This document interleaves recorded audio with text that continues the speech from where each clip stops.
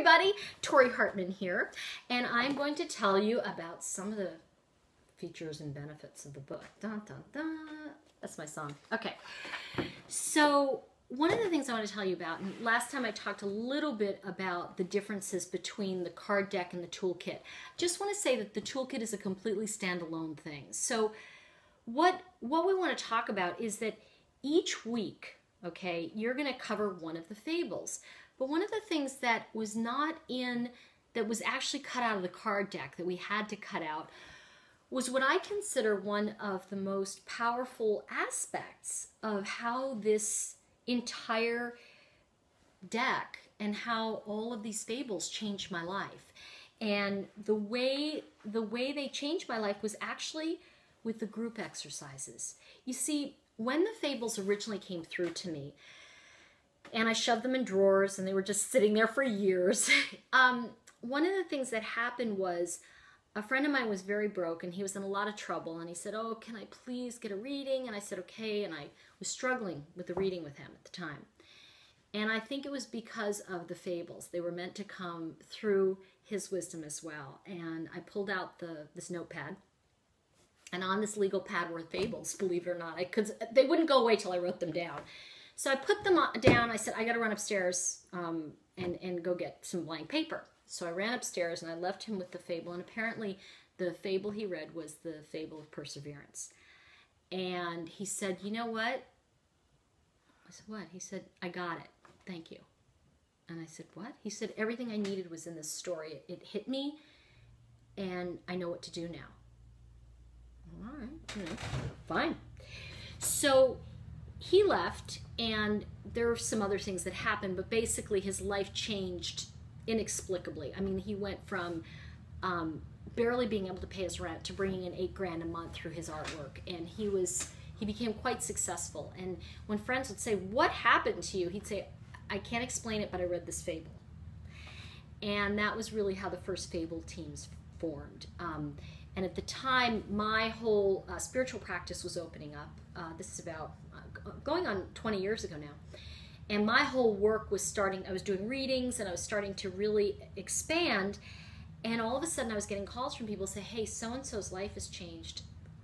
I want to do these fables." I'm like, "What are you talking about? Do these fables? What are you talking about?" And they said, "Well, he read this one fable." And I said, "Oh, yeah, but, well, we got together as a mastermind group, the very first mastermind group, and everybody's sitting around, and I said, well, let's just pull one of these fables out and read it."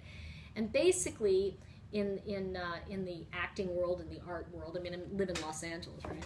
So, you know, everybody has something going on. You know, they're either a screenwriter, write books, they're producers, they're actors. And what happened was, I was sitting there and I said, well, let's just bring out one of the fables. So we workshopped it. That's what they call it in the biz. You workshop something, you know, you bring it out, you read it. So we read these fables, and over time we put them on index cards and threw them in the bowl. And we would pull a fable and we would study it that night, and through this spiritual energy, I would say, okay, here's an exercise we can all do. And that was how the fable teams started to become stronger and stronger. And one of my favorites, actually, is the Joy card. And it's the story of Dance and Daisy. And in it, it was a wonderful night because people were really feeling down about, you know, what am I going to do with my career and where am I going? And I said, well, why don't we just get there? And they went, what do you mean get there? I said, well, rather than go there, let's be there. And hence the intention idea behind this deck was born, behind these fables. And they said, what does that look like? And I said, well, you'd be on a major talk show, right? I mean, if you're there, somebody would be interviewing you about what you're doing. And they were like, yeah. So we did a game that night, and it was, you're being interviewed on a major talk show. And so right now I want you to pretend that you're with whoever you think is the most important, you know, interviewer at the time. At the time it was Oprah. Now there's a lot of different people, obviously, and Oprah's still in the game, but Oprah was the big one, you know. And so somebody in the game, we role played. So one, and of course with a group of, you know, actors, producers, you know, you can imagine how fun that was, right? And it was fantastic to see these people, and we'd be like, you know, somebody would count them in, you know, and suddenly they were on Oprah, and Oprah said, so what brings you here today? And the person, all of a sudden, in this exercise, they were on. And they talked about their greatness. They talked about the things that they'd overcome. They talked about the things they had to do in their life to get where they were. And somebody in the group was writing down this information. And that became the group activity for that card. And we did this. You have to remember, there's 49 cards. And so we did this with all the cards, where I would develop a game in the middle of the night, where we're doing this, this group.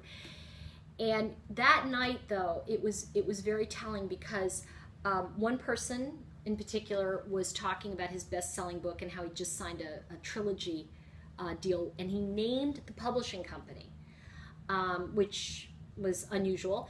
And of course, he has since signed a very big deal with that very publishing company, and they all got published.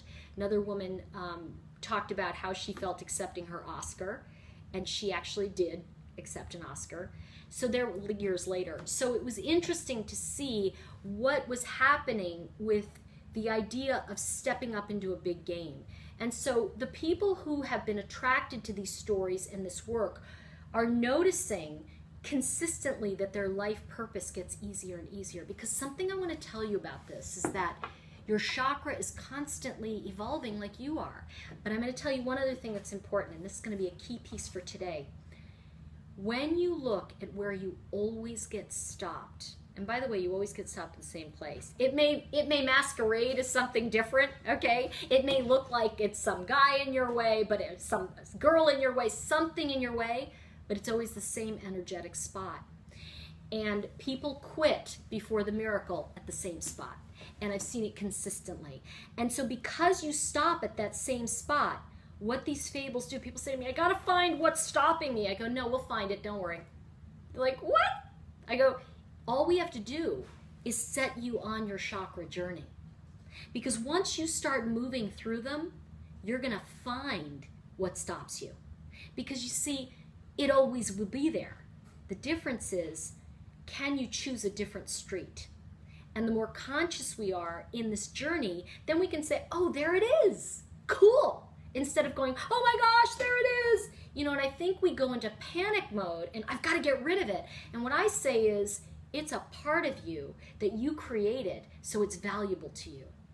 And what these fables do is through play and through various games, and even, by the way, let's say you do this and you go, well, I don't want to work with other people. I had one person's like, I don't want to be with other people. I'm like, well, that's a problem in itself. Of course, he wanted to write books, so it worked out well. But what I did say to him was, well, then let's do a solo exercise for you.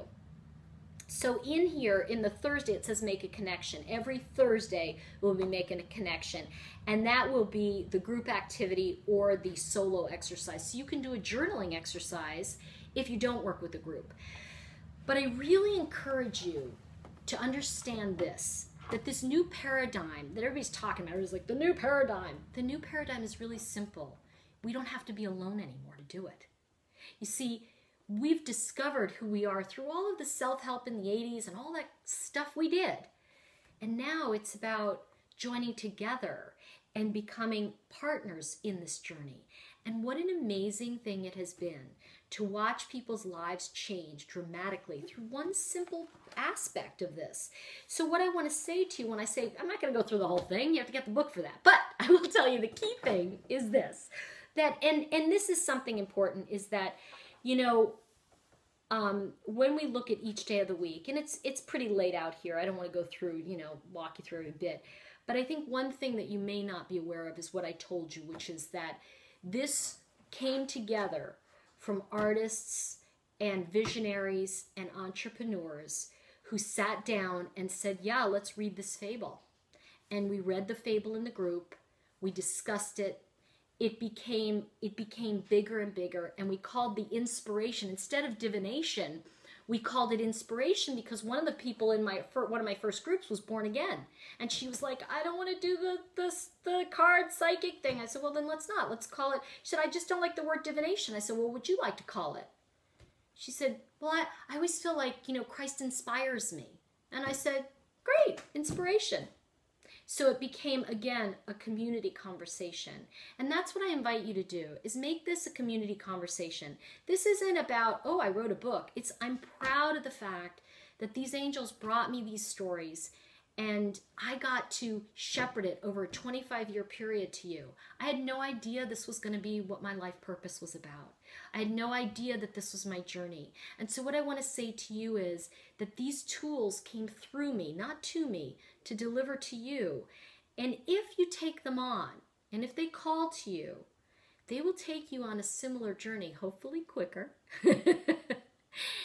And the idea is, and that's the third leg that I'm developing, is the rapid path to your life purpose.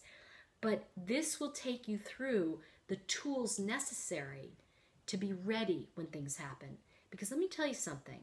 You're up to big things if you're listening to this. And if you're up to something big, when you're up to something big, you're going to have big things come up around it. And so you need tools that you can say, I know how to handle this now. So that's exactly what this is. And I'm hoping that I get to meet you at some point personally. And I will be back again and we'll talk about offers and things like that. So stay with me. And if you have any questions, by the way, please feel free to go over to the Facebook page, Chakra Wisdom Oracle, because I am a nut. I'm always over there and commenting. So I hope to see you again there, here, and hopefully in the future in person. Take care.